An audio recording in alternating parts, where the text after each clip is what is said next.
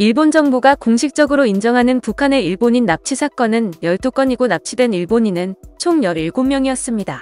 북한은 2002년 9월 고이즈미 주니치로 전 총리의 방북 당시 13명의 납북 사실을 인정했으며 당시 일시기환 형태로 5명이 일본으로 귀국했습니다.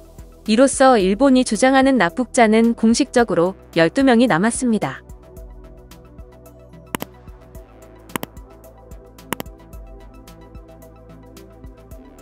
스가 일본 총리는 지난달 18일 첫 시정방침 연설에서 납북 문제에 전력을 다하겠다고 말했습니다. 김정은 국무위원장과 조건 없이 직접 마주할 결의에 변함이 없다.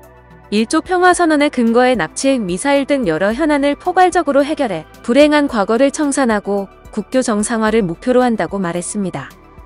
이에 북한은 언론을 통해 얼마 전 일본 수상이 우리 공화국을 걸고 드는 황당무계한 망언을 또다시 늘어놓았다며 일본은 이를 정치적 목적에 악용하고 돈벌이 공간으로 써먹는 한편 철면 피하게 피해자로 분장하며 저들이 과거에 저지른 세계 최대의 국가적인 납치 범죄를 비롯한 반인륜 행위들을 한사코 덮어버리려 하고 있다고 비판했습니다. 2019년으로 돌아가 북한으로 납치됐다던 납북 추정 일본인이 일본에서 발견되는 사건이 일본 매체를 통해 밝혀지게 됩니다. 일본 교도통신에 따르면 1983년 행방불명됐던 사이토 다케시 씨가 지난해 4월 일본에서 숨진 채 발견됐다고 야마가타현 경찰이 2019년 9월 발표했습니다.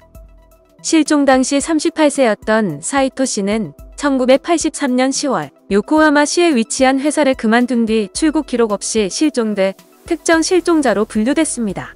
납북됐다가 귀국했을 가능성도 없다고 경찰은 밝혔습니다. 또 2019년 12월에는 일본 나고야시에서 1980년대 행방이 끊긴 뒤 북한으로 납치됐을 가능성이 있는 실종자로 분류된 일본인 남성이 현재 멀쩡하게 일본에 거주 중인 것으로 드러났습니다.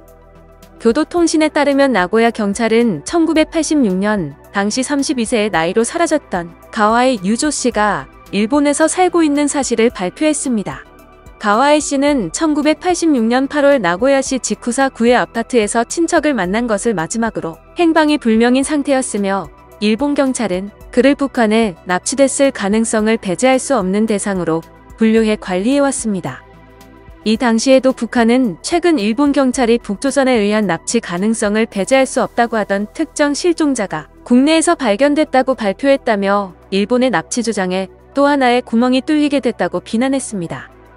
한편 북한에게 납치됐다던 사람이 2013년 지바현에서 나타난 것을 비롯해 특정 실종자 발견 사례는 2013년 9월과 2014년 11월, 2015년 6월과 10월, 2016년 6월과 12월 등 여러 계기에 일본 언론들이 공개한 것만도 수두룩합니다. 영상을 시청해주셔서 감사합니다. 여러분의 좋아요, 구독은 큰 힘이 됩니다. 지금까지 뉴스킹이었습니다.